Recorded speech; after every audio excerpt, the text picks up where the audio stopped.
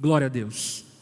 Nós iniciamos na semana passada um tema tradicional na Onda Dura. Nós fazemos anualmente ele, já fazem 7 anos, estamos na 7ª edição desse tema, chamado Mexe, aonde nesse tema tratamos sobre questões amorosas, relacionamento, casamento, criação de filhos, à luz da palavra. Todo ano separamos aí uma porção de 8 semanas, 2 meses, para falarmos exclusivamente sobre isso, uma vez que entendemos a necessidade de falarmos sobre isso nesses dias maus em que vivemos e para recebermos de Deus então instrução para a condução da nossa vida amorosa. Esse ano em específico nós vamos ficar durante esses 2 meses apenas e somente em cima do capítulo 5 do livro de Efésios. Enfim, abordaremos ali diversas questões pontuadas e tratadas pelo apóstolo Paulo nessa porção de Efésios, aonde ele então vai tratar e falar sobre aspectos e questões conjugais. Também sugiro e incentivo você a ler um livro chamado O Significado do Casamento. Alguém já leu esse livro? Alguém já leu? Amém? Você que ainda não leu esse livro, eu super indico você a ler. Eu tenho certeza que será muita bênção para a sua vida. E para você que é solteiro, eu diria que ainda será mais bênção, porque você pode evitar muita dor de cabeça. Aleluia. Amém? Então fica aí a recomendação. O Significado do Casamento, do escritor Timothy Keller. Abra sua Bíblia no livro de Efésios, capítulo 5, no verso 15 em diante. Efésios, capítulo 5, do verso 15 em diante. O livro de Efésios é escrito pelo apóstolo Paulo e endereçado à igreja que se reunia em Éfeso. Essa igreja ela era formada em grande medida, em grande parte, por gentios. E por esse motivo o apóstolo Paulo tem muito esmero em tratar determinadas questões com essa igreja para instruí-los acerca da vida cristã. E de maneira muito especial o apóstolo Paulo, nos 3 primeiros capítulos da carta aos Efésios, ele vai falar sobre o mistério da nova vida, o mistério da conversão. No capítulo 1, o apóstolo Paulo vai tratar aquilo que na teologia nós chamamos de ordem salutos, que é a ordem da salvação, falando a respeito da regeneração, falando a respeito da justificação, da eleição de Deus, da predestinação de Deus e tantos outros assuntos que dizem respeito à salvação. E assim sucede nos 3 primeiros capítulos da carta aos Efésios. No capítulo 4 em diante, até então o capítulo 6, o apóstolo Paulo vai falar sobre aspectos práticos dessa nova vida que nós recebemos em Jesus. E portanto, no capítulo 5, no capítulo 6, por exemplo, o apóstolo Paulo vai falar a respeito da vida dentro do contexto da igreja. Ele fala sobre a vida no contexto profissional, do trabalho. Ele fala a respeito do relacionamento de pais e filhos, sobre o relacionamento de marido e esposa, e tratando tudo isso à luz do entendimento de que ele estava falando para um povo que entendeu o mistério da salvação que existe em Jesus. Entender esse contexto é extremamente necessário para que nós possamos compreender as palavras de Paulo, aqui então destinada aos casais, aos cônjuges. Dito isto, eu quero ler com você, de maneira batida, ali do verso 15 até o verso 26 de Efésios 5. Se a tua Bíblia está aberta, acompanhe a leitura. Eu vou ler na Nova Versão Transformadora, ok? Portanto, sejam cuidadosos em seu modo de vida. Não vivam como insensatos, mas como sábios. Lembrem, o apóstolo Paulo está falando para cristãos, para pessoas que nasceram de novo e foram regeneradas pela obra salvífica de Cristo. E dizendo para essas pessoas, ele diz: aproveitem ao máximo todas as oportunidades nesses dias maus. Paulo então menciona que no desenrolar da nossa vida, na nossa rotina, na vida prática, durante a semana, nós temos diversas oportunidades E que devemos aproveitar essas oportunidades, porque os dias são maus. Então, se não aproveitarmos essas oportunidades, nós seremos tragados por esses dias maus. Ele então completa esse pensamento dizendo: não hajam de forma impensada, mas procurem entender a vontade do Senhor. Todos os dias, de segunda a segunda, procurem entender a vontade do Senhor. Procurem entender o que Deus quer de vocês nesse dia. Não se embriaguem com vinho. Amém, irmãos? Não se embriaguem com vinho. Obviamente aqui o apóstolo Paulo não está sugerindo que um cristão não possa beber vinho, mas está dizendo que o cristão, diferente do pagão, ele não usa do vinho para fugir dos seus problemas e entrar dentro de uma realidade paralela. Ele pode até consumir o vinho de maneira apreciativa, mas nunca se embriagar com vinho ao ponto de perder o seu senso e a sua sobriedade. Por que ele diz isso? Porque ele, o vinho, os levará ao descontrole. Em vez disso, é muito interessante essa sugestão, porque Paulo aqui ele está usando um argumento substitutivo. Ele está dizendo: olha, ao invés de ficar se arriscando bebendo vinho, ao invés de ficar se arriscando com a embriaguez, sejam cheios do Espírito.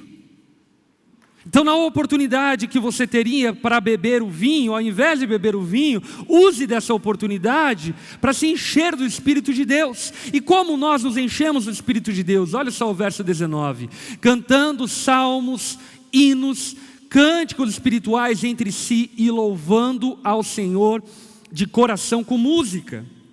Portudo, deem graças a Deus, o Pai, em nome do nosso Senhor Jesus Cristo. Verso 21, sujeitem-se uns aos outros por temor a Cristo. E aí então, parece que ele dá aqui um salto ornamental e vai para um assunto que aparentemente não tem nada a ver com o que ele está falando, mas meus irmãos, é importante que saibamos que tem tudo a ver com o que ele está falando. Absolutamente tudo a ver com o que ele está falando. Inclusive, é muito importante que vocês saibam, talvez alguns irmãos ainda não tenham essa ciência, de que a Bíblia ela não foi escrita de maneira dividida entre versículos, capítulos e dessa maneira como nos foi dada nos dias de hoje. Graças a Deus por essa maneira, porque podemos nos encontrar na Bíblia de maneira melhor. Entretanto, a Bíblia ela foi escrita de maneira textual. Portanto, sendo um texto, aquilo que o apóstolo Paulo estava falando anteriormente tem tudo a ver com aquilo que ele está falando agora. É uma continuação, é um crescimento de entendimento. E aí então no verso 22, falando anteriormente sobre ser cheio do Espírito, falando sobre sujeição uns aos outros, então ele diz no verso 22, esposas, sujeite-se cada uma ao seu marido, como ao Senhor. Pois o marido é o cabeça da esposa, como Cristo é o cabeça da igreja, Ele é o salvador de seu corpo, a igreja. Assim como a igreja se sujeita a Cristo, também vocês, esposas, devem se sujeitar em tudo. Em algumas coisas, não, em tudo a seu marido. Maridos, ame cada um a sua esposa, como Cristo amou a igreja. Ele entregou a vida por ela, a fim de torná-la santa, purificando-a ao lavá-la com água por meio da palavra. Glória a Deus. Para os irmãos que gostam de anotar a mensagem, o título dessa mensagem é O Poder para o Casamento. Quantas e quantas vezes, diante das adversidades conjugais que possamos enfrentar, nos dá aquela sensação de que precisamos de poder para superar esses desafios. Quantos já sentiram isso? Parece que nós precisamos de um revestimento que transforme a nossa incapacidade em capacidade, para que então honremos aquilo que o casamento exige de nós e que não é pouco. Casamento exige de nós um esforço que eu diria sobre-humano, e que naturalmente somos inábeis para cumprir as demandas que o casamento exige de nós. E exatamente nesse sentido que nós precisamos entender o que o apóstolo Paulo está dizendo. Nessa noite nós não vamos falar sobre os papéis dentro do casamento, vamos deixar isso mais para frente nesse tema, mas nessa noite nós queremos chamar a sua atenção para o contexto aonde o casamento deve estar inserido. O que o apóstolo Paulo aqui deixa evidente, não só o apóstolo Paulo, mas a própria experiência conjugal deixa evidente, é que nós só viveremos plenamente o casamento se vivermos plenamente os papéis dentro do casamento. Amém? Casamento é complementar. E sendo complementar, é necessário que ambos, dentro dessa instituição chamada casamento, ambos cumpram os seus papéis, cumpram as suas demandas, cumpram aquilo que a palavra decreta como obrigação conjugal. Não como opinião, não como apenas um conselho, mas como um mandamento para o casamento. Porque é importante que não nos esqueçamos que assim como Deus criou os céus e a terra, Ele também criou o casamento. Portanto, ninguém entende mais de casamento do que o próprio Criador do casamento. E por esse motivo, o Deus Criador do casamento, ao longo de toda a Bíblia, nos dá diversas lições e práticas santas que precisamos ter na vida conjugal, para que então vivamos plenamente o casamento. Aqui, o apóstolo Paulo, ele vai destacar duas virtudes que são extremamente necessárias para que o casamento funcione como ele deve funcionar. Quais virtudes? Mulheres, submetam-se aos seus maridos. Homens, amem sacrificialmente as suas esposas. Agora, diante disso, nós podemos cometer o equívoco de interpretar esse texto fora do contexto. E interpretando esse texto fora do contexto, podemos ter uma definição dos papéis de casamento de maneira extremamente empobrecida. Por quê? Porque o apóstolo Paulo está falando para maridos amarem sacrificialmente as suas esposas e esposas submeterem a seus maridos dentro de um contexto de cristianismo. Não dentro de um contexto de incredulidade, não dentro de um contexto de dureza de coração, mas dentro de um contexto de cristianismo, de corações quebrantados, contritos à presença de Deus. E aí então, muitos, ao interpretar equivocadamente esse texto, pensam que o apóstolo Paulo ele está dando uma espécie de fórmula de bolo. Esposa, submeta-se ao seu marido. Marido, ame sacrificialmente a sua esposa. Mas deixa eu dizer algo a você. Se nós não tivermos o poder para fazer isso, nós simplesmente não conseguimos. Sim ou não? Nós não conseguimos. E aí então eu diria que existe um modelo que nós podemos aqui denominar modelo conservador, que até parece com o modelo cristão, mas não é cristão em sua totalidade, porque ignora as virtudes do poder do Espírito para se viver esse modelo que o apóstolo Paulo está trazendo para nós.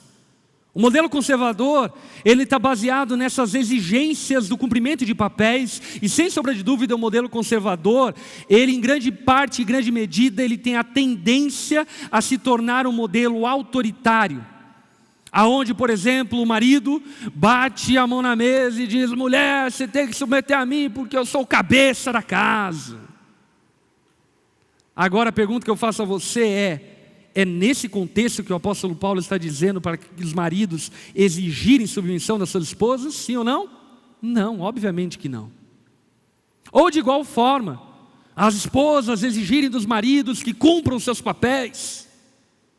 Meus irmãos, o modelo conservador, por mais que pareça cristão, ele não é cristão. Porque o modelo cristão não ignora o fato de que todos nós pecamos, estamos destituídos da glória de Deus, inábeis e incompetentes para cumprir a vontade de Deus. Portanto, não é uma receita de bolo pronta. Pelo contrário, o que o apóstolo Paulo vai falar, ele fala à luz de um contexto. Qual é o contexto? Preste atenção na construção do texto que nós acabamos de ler. Paulo, ele encerra esse contexto ali do versículo 22 até o 32, nós não lemos até o 32, lemos até o 26, mas até o versículo 32, ele está falando sobre papéis no casamento, sobre o que o marido deve fazer e sobre o que a esposa deve fazer. Mas o que antecede essa fala de Paulo? Verso 21. O que o apóstolo Paulo diz no verso 21? Preste atenção. Sujeitem-se uns aos outros por temor a Cristo. Nós só viveremos plenamente um casamento se vivermos plenamente os papéis, exigências e demandas dentro do casamento. Entretanto, só viveremos plenamente os papéis, demandas, exigências do casamento se formos plenamente cristãos. E isso, meus irmãos, é tão claro no texto que por vezes nós passamos reto e acabamos ignorando isso. Aqui no verso 21, antes de falar sobre como o marido deve sujeitar-se à esposa e antes de falar de como a esposa deve sujeitar-se ao marido, o apóstolo Paulo está destacando a virtude de que todos os cristãos devem ter. Todos os cristãos devem sujeitar-se uns aos outros. Isso faz parte da vida cristã. Porque, aliás, você já deve ter ouvido isso e não deve ignorar isso. Quando Jesus claramente diz: quem quer vir após mim, negue a si mesmo, tome a sua cruz e me siga. O que Jesus estava dizendo ali é que nós deveríamos negar a nós mesmos, ou seja, deixar para trás o nosso egocentrismo e amarmos a Deus acima de todas as coisas. E isso é cristianismo. Isso não é apenas uma prática para ser aplicada no casamento. Não, antes disso, é uma virtude que todo cristão deveria ter. Para reforçar esse conceito, eu quero ler aqui 3 porções bíblicas. Uma em Filipenses capítulo 2, no verso 1 em diante, onde o apóstolo Paulo diz o seguinte: se por estarmos em Cristo nós temos alguma motivação, alguma exortação de amor, alguma comunhão no Espírito, alguma profunda afeição e compaixão, completem a minha alegria, tendo o mesmo modo de pensar, o mesmo amor, um só Espírito e uma só atitude. Agora preste atenção na fala de Paulo. Nada façam por ambição egoísta ou por vaidade, mas humildemente considere os outros superiores a você mesmo. Preste atenção. Essa é uma virtude do cristianismo. Olhar para o próximo como alguém mais importante do que eu. Olhar para a dor do meu próximo como uma dor mais importante do que a minha. Olhar para as carências e necessidades daqueles que estão ao nosso redor como sendo mais valiosa do que as nossas próprias carências. Essa virtude cristã, aí então vai ganhar lastro para ser praticada dentro do casamento. Porque dentro do casamento, então, o marido precisa considerar a sua esposa superior a ele mesmo. E a esposa precisa considerar o seu marido superior a ela mesma. E se ambos entrarem dentro do casamento com egocentrismo exacerbado, o que vai acontecer com esse casamento? 2 possibilidades apenas. Uma, ele vai ser superficial e falso. Quando você estiver comemorando as suas bodas de ouro com 50 anos de casamento, você vai dar um beijo falso no marido falso, num casamento falso. Ou outra, você vai assumir a falsidade do seu casamento e terminar ele. Porque o casamento simplesmente não subsiste dentro de um sistema egocêntrico. E sabe de uma coisa? Em grande parte, o modelo conservador, ele pressupõe egocentrismo. E não somente isso, mas também uma certa assimilação do secularismo, do pecado dos nossos dias, do amor próprio exacerbado. Talvez você diga, mas pastor, nós não devemos amar a nós mesmos, e a minha resposta para você é, não! Esse é o seu problema. Nós não precisamos fazer força para amar nós mesmos. O nosso problema é que nós amamos muito a nós mesmos. Mas pastor, eu conheço uma pessoa que tem uma baixa autoestima terrível. Acredite em mim, essa pessoa só tem uma baixa autoestima terrível porque ela ama muito a si mesma. Se importa muito consigo mesma ao ponto de se vitimizar diante das circunstâncias da vida. O nosso problema, meus irmãos, é amor próprio. E aí talvez os exegetas e hermeneutas do piniquim possam dizer, mas pastor, a Bíblia não diz que nós devemos amar o próximo como a nós mesmos? E esse não é o grande mandamento? Sim. Mas quando a palavra fala isso, ela não está falando para nos convidar a amar a si próprio. Ela está nos convidando a amar o próximo. Porque amor próprio não é o nosso problema. O problema nosso é que nós amamos muito a nós mesmos. E precisamos começar a olhar para o nosso lado, precisamos começar a sujeitar-nos uns aos outros, porque esse foi o exemplo de Cristo, que embora sendo Deus, considerou que o ser igual a Deus não era algo que deveria apegar-se, mas antes esvaziou-se a si mesmo, vindo a ser servo, tornando-se semelhante aos homens, servindo uns aos outros. Ainda mais, Gálatas 5,13, o apóstolo Paulo diz, irmãos, vocês foram chamados para a liberdade, mas não usem a liberdade para dar ocasião à vontade da carne, ao contrário, sirvam uns aos outros mediante ao amor. A palavra aqui, servo, ou sirva uns aos outros, que o apóstolo Paulo aqui usa, é a palavra douloi, em grego. E essa palavra literalmente significa sirva como um escravo dos seus irmãos. Obviamente que aqui o apóstolo Paulo não está apoiando o sistema escravocrata, mas ele está destacando uma virtude do sistema escravocrata que nós precisamos aplicar na vida cristã. Qual virtude? O servo considera as demandas do seu senhor mais importantes do que a dele próprio. E nós devemos considerar as demandas do nosso próximo mais importante do que as nossas próprias demandas. E isso, meus irmãos, é cristianismo. Bem-vindo ao cristianismo. Isso é vida cristã. Cristãos não são aqueles que montam em cima do outro para se beneficiar. Cristãos não são aqueles que bajulam a Deus para serem abençoados, não. Cristãos são aqueles que humildemente foram quebrantados por Deus e por isso têm a capacidade, a virtude de amar ao próximo como a si mesmo e de amar a Deus acima de todas as coisas. Ainda mais, Romanos capítulo 15, no verso 2, o apóstolo Paulo diz o seguinte: cada um de nós deve agradar ao seu próximo para o bem dele, a fim de edificá-lo.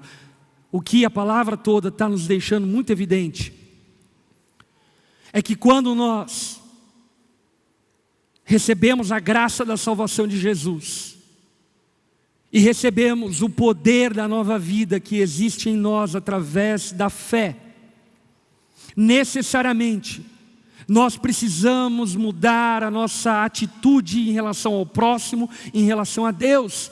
Qual é a atitude que devemos mudar? Devemos nos importar uns com os outros, devemos nos sujeitar uns aos outros, devemos amar a Deus acima de todas as coisas e amar ao próximo como a si mesmo. Porque o nosso pecado original, lá do nosso pai Adão, da nossa mãe Eva, foi justamente o amor próprio, apartado da presença de Deus. Por isso que Jesus vai descrever um grande enigma. Evangelho de Mateus, capítulo 16, no versículo 25, Jesus diz o seguinte, presta atenção: pois quem quiser salvar a sua vida, a perderá. Mas quem perder a sua vida por minha causa e pelo Evangelho, este a salvará. O que Jesus está dizendo de maneira clara e evidente é que não existe cristianismo sem morte do ego. Ou você atropela a sua egolatria, o seu egocentrismo, ou você não pode caminhar com Jesus. É necessário negar a si mesmo para caminhar com Jesus. É necessário perdermos para ganhar. E talvez você possa se perguntar: mas se eu colocar a felicidade do meu cônjuge, por exemplo, acima da minha, o que eu vou ganhar com isso? Segundo as palavras de Jesus, você vai ganhar felicidade. Ainda que essa matemática com a mente secular não faça muito sentido, essa matemática espiritual, ela é prática, real e experimentada por todos aqueles que temem ao Senhor. Por isso, no nome de Jesus, nessa noite, declare guerra contra o seu egocentrismo. Declare guerra contra ele. Mas aí então eu vou relatar uma experiência que talvez seja a sua. Normalmente, as pessoas, enfim, quando se conhecem e vão entrar dentro de um relacionamento, elas têm uma falsa impressão daquela pessoa com quem vão namorar, noivar e casar. E aí elas olham para aquela pessoa e pensam: nossa, que homem maravilhoso, que mulher maravilhosa, que homem altruísta, que mulher altruísta. E aí então você começa a viver o relacionamento. Passaram alguns meses, você descobre que aquele cara maravilhoso, que aquela mulher maravilhosa é um baita de um egoísta. Mas sabe qual é o problema? Algum dia você toma coragem de chegar para esse cara e dizer: nossa, como você é egoísta. E aí ele olha para você e diz: quer saber? Eu queria falar essa mesma coisa para você faz tempo. Como você é egoísta. E aí ambos descobrem que os dois são egoístas. Mas então o orgulho toma conta de muitos. E aí então você diz: mas ele é mais egoísta do que eu. E aí, assim sendo, você, em nome do não egoísmo, age de maneira egoísta para tentar vencer o egoísmo do outro. Definitivamente, casamento não é o problema. O problema é quem forma o casamento. E sabe quem forma o casamento? Você e teu marido. O problema do teu casamento não é o casamento. Não existe uma entidade demoníaca do casamento. Não, pastor, eu casei, uma tilícia entrou em casa, uma ziquezira. Não, a ziquezira tem nome. E é o teu nome. É o nome do teu marido.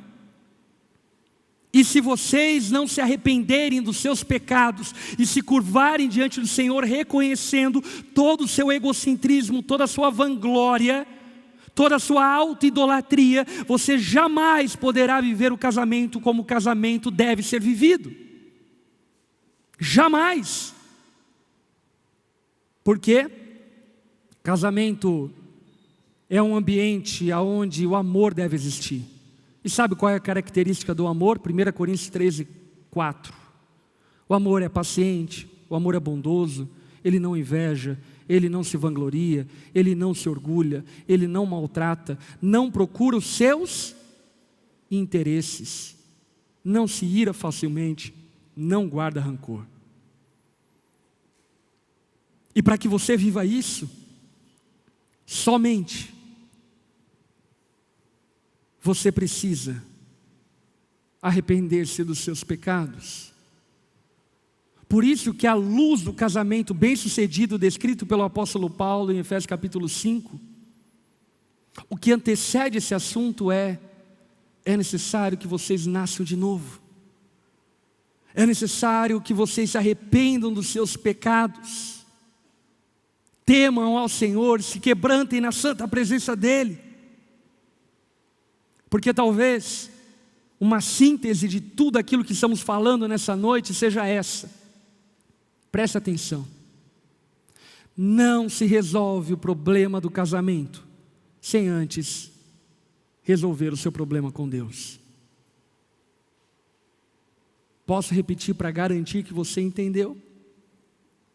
Não se resolve o problema do seu casamento sem antes você não resolver o seu problema com Deus. Sabe, deixa eu quebrar a tua ilusão. 40 dias para um casamento melhor não vão fazer o teu casamento melhor.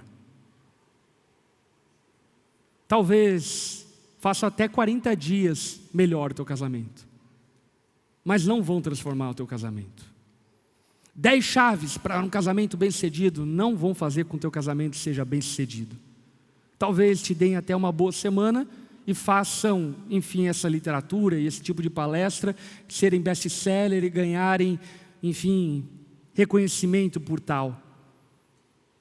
Mas resolver o problema do teu casamento não vai resolver. Porque o problema do teu casamento, primariamente, é o teu problema com Deus. E aqui, eu não quero que você ouça isso e pense no teu marido. E fique com aquele sentimento, pastor, fala mais. Ele precisa ouvir isso. Se você está pensando dessa forma, você é um egoísta, uma egoísta, uma egocêntrica e um egocêntrico. Se você pensa que o problema do teu casamento é o teu marido, é porque você ainda não se encontrou com o teu espelho e não entendeu quem de fato você é. Por isso, é necessário que antes que tentemos de alguma forma falar sobre papéis do casamento, falemos sobre cristianismo. Mas pastor, isso significa então que quem não é cristão, quem não nasceu de novo, não pode só ter um casamento bem-sucedido? Não. Isso significa que ninguém sem o auxílio do Espírito Santo pode ter um casamento bem-sucedido. Existe algo na teologia que se chama graça comum, que é a graça de Deus dado a todos. E Deus pode agraciar pessoas que não nasceram de novo e dê a elas a virtude de serem servos sacrificiais no amor pela esposa. Entretanto, essa ajuda e esse auxílio não vem de nós, vem do Espírito. Como diz Tiago, toda boa dádiva vem do Pai das luzes. Em via de regra, é necessário que convertamos o nosso coração ao coração de Deus. Isso acontece através do Evangelho. O que é o Evangelho?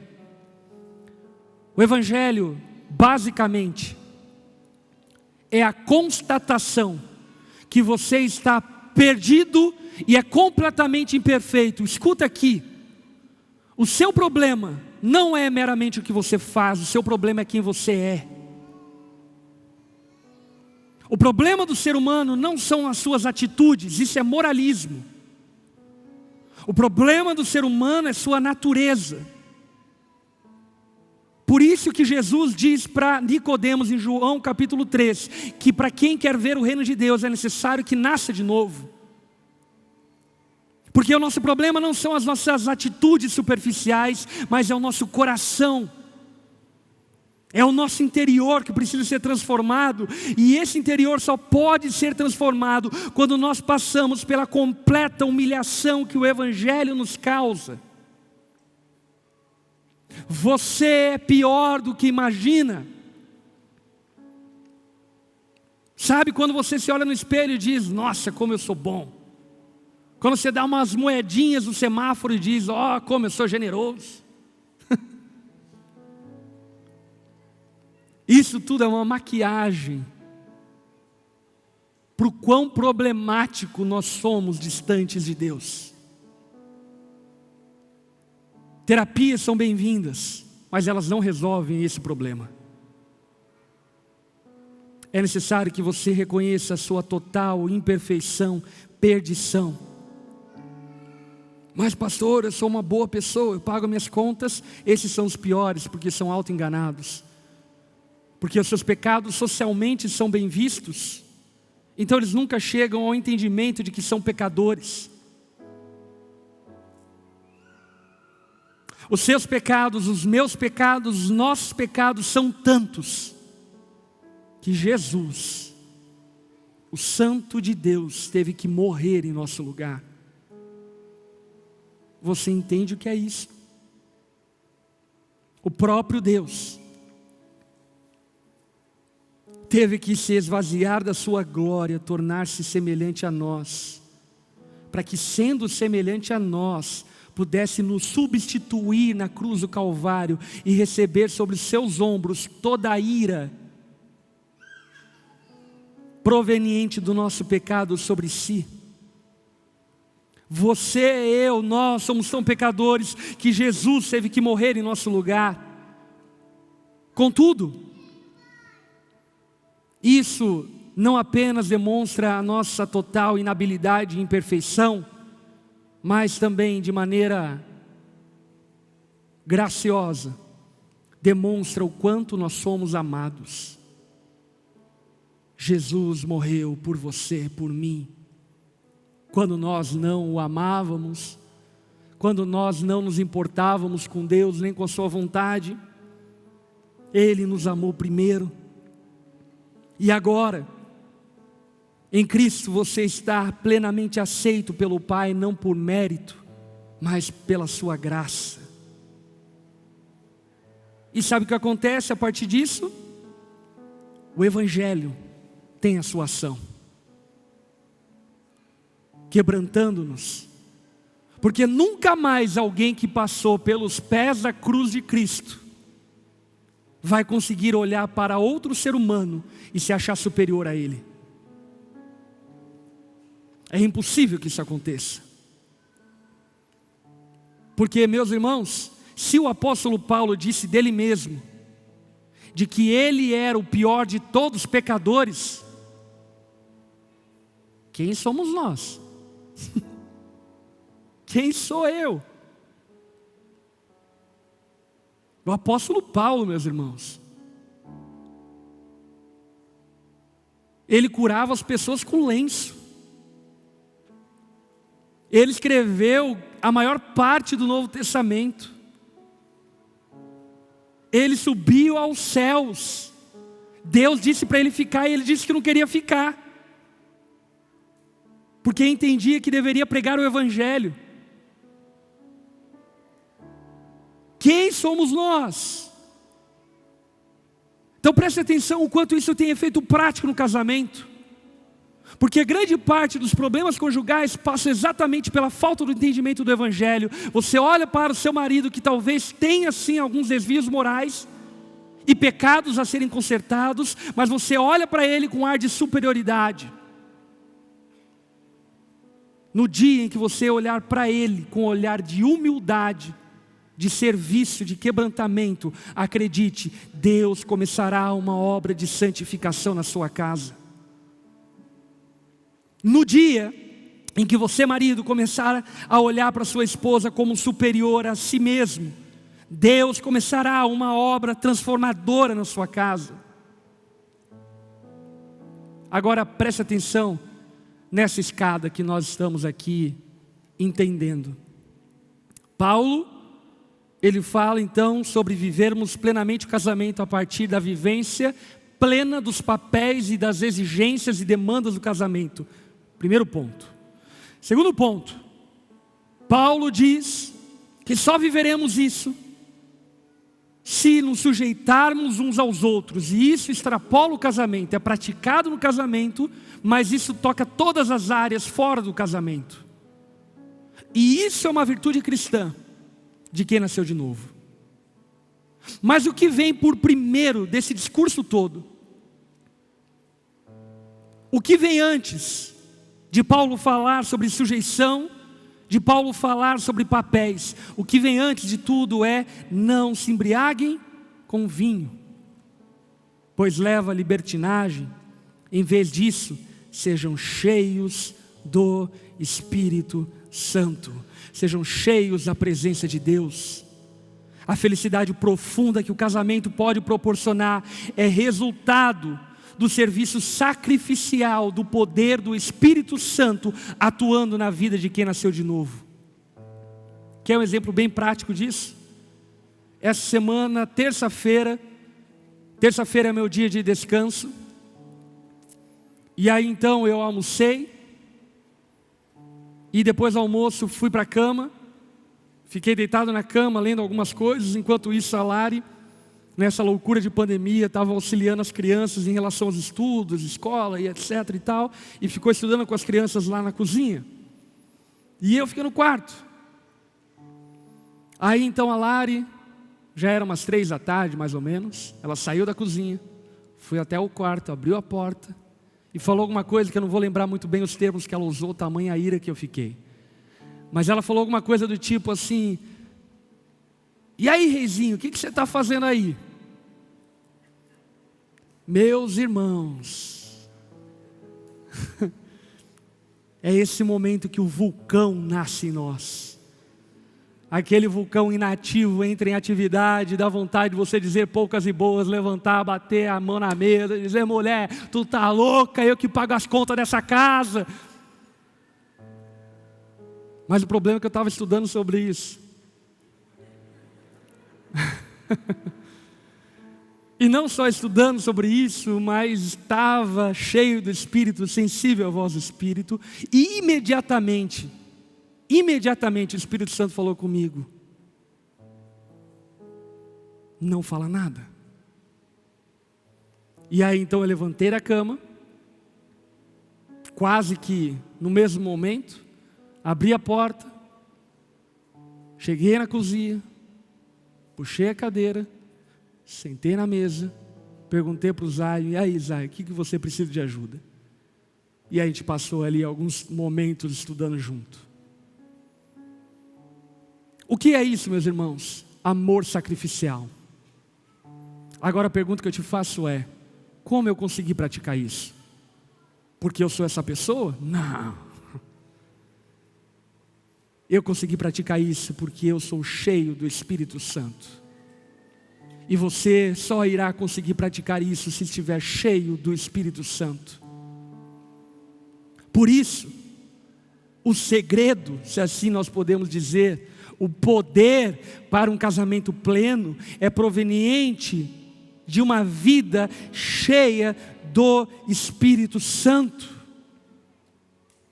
É interessante que em tudo isso, sobre viver o casamento plenamente, sobre sujeitar-se uns aos outros, sobre ser cheio do Espírito Santo, Paulo não está fazendo a descrição do casamento de duas pessoas inseguras, carentes. Ele não está falando também para pessoas que têm um problema com Deus, mas ele está falando para pessoas que foram regeneradas e que são cheias do Espírito e por isso podem atender às demandas que o casamento exige. Por fim, o enchimento do Espírito é o combustível para um casamento bem-sucedido. Diante disso tudo, meus irmãos, existem apenas 3 caminhos que você pode optar, escolher e trilhar. O primeiro caminho é o caminho do cultivar o egocentrismo e escolher por se vitimizar e começar a olhar para si mesmo como a Frozen do universo, dizendo: meu marido não me ama, minha esposa não me ama, coitado de mim. Cultivando o seu egocentrismo, assim como o home ops.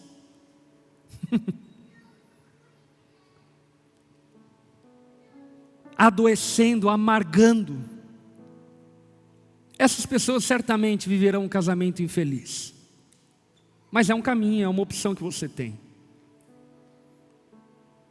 O segundo caminho e talvez seja o caminho mais sublime, é se houver uma combinação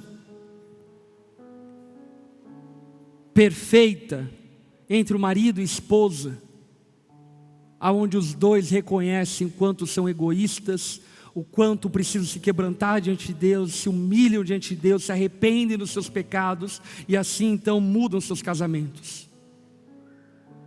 Mas na minha experiência pastoral, eu preciso dizer para você que isso raramente acontece. Normalmente o que acontece é o terceiro caminho. Uma das duas pessoas da relação se quebranta, se constrange, se arrepende, se humilha diante de Deus. E como diria o apóstolo Pedro para as mulheres com maridos descrentes, lá em 1 Pedro, então ganhe o seu marido em silêncio, com uma atitude dócil, amorosa, de sujeição, demonstrando um bom testemunho, ao ponto de constrangê-lo a uma mudança de atitude. Mas pastor, e se meu marido não mudar? O problema é dele. A questão aqui é que você precisa mudar. O propósito da vida, meus irmãos, não é ter casamentos felizes. O propósito da vida é, através da graça de Deus,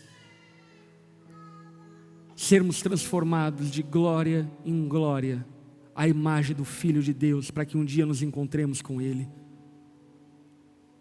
Portanto, diante disso, não se resolve problemas conjugais sem que antes resolvamos os nossos problemas com Deus. Amém? Baixe sua cabeça, feche seus olhos.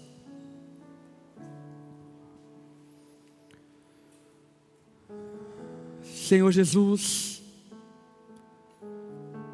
venha sobre nós com espírito de quebrantamento, contrição e arrependimento. Espírito Santo de Deus, humilha-nos debaixo do seu braço forte, para que reconheçamos os nossos pecados,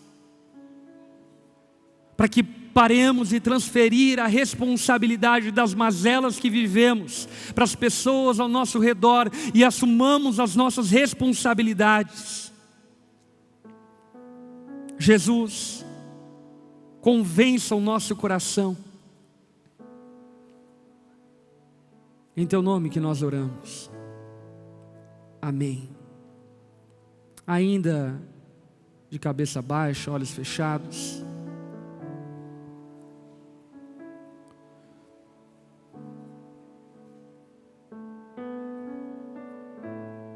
Não queira resolver o seu problema no casamento sem resolver o seu problema com Deus. Talvez você seja uma pessoa que vive distante do Senhor, apartado da sua presença, pouco preocupado com a vontade dEle, vive do seu modo, do seu jeito, como você quer, cultivando o seu egoísmo, a sua auto-idolatria. Mas nessa noite, algo no seu interior está te chamando para uma mudança radical de atitude.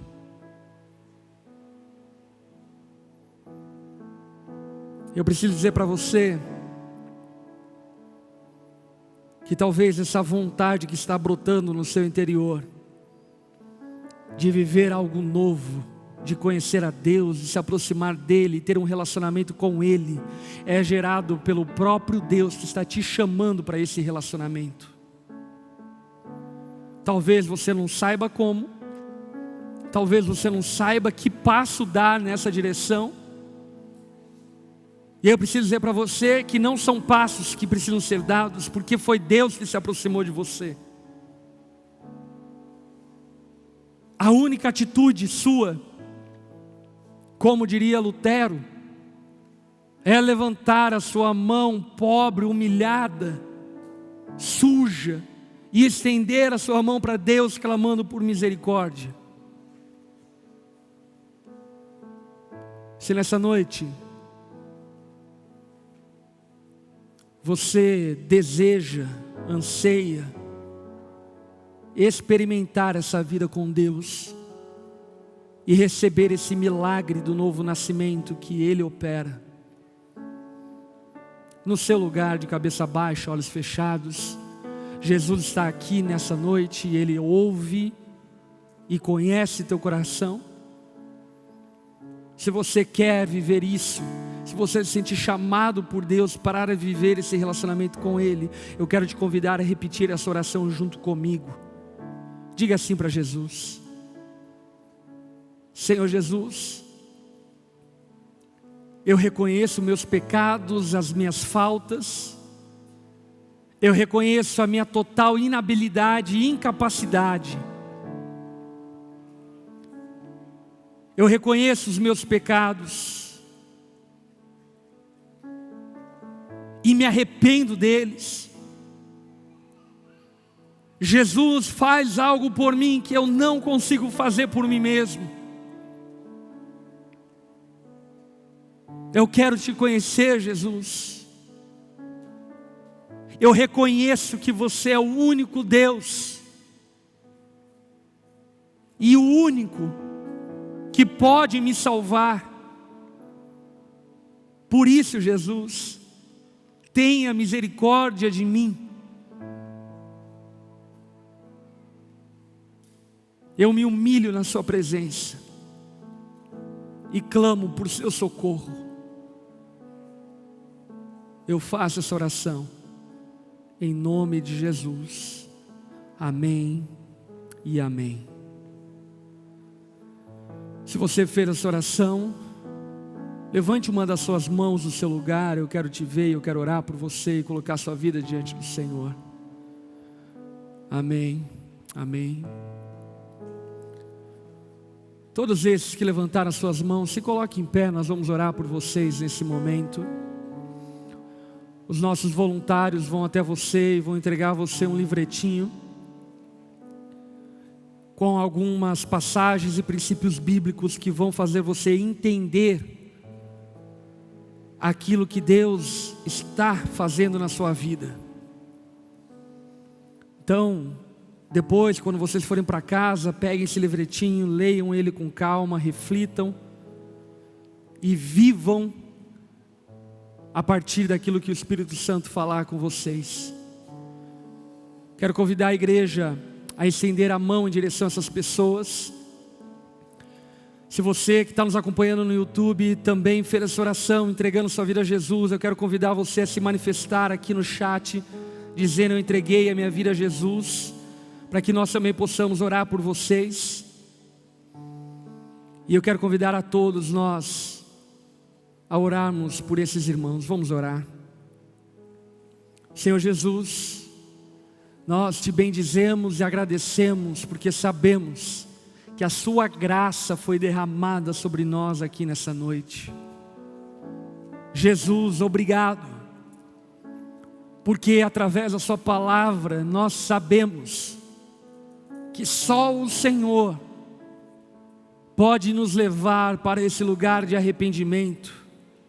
E por isso te glorificamos, porque quis o Senhor salvar essas pessoas. Seja exaltado, Jesus.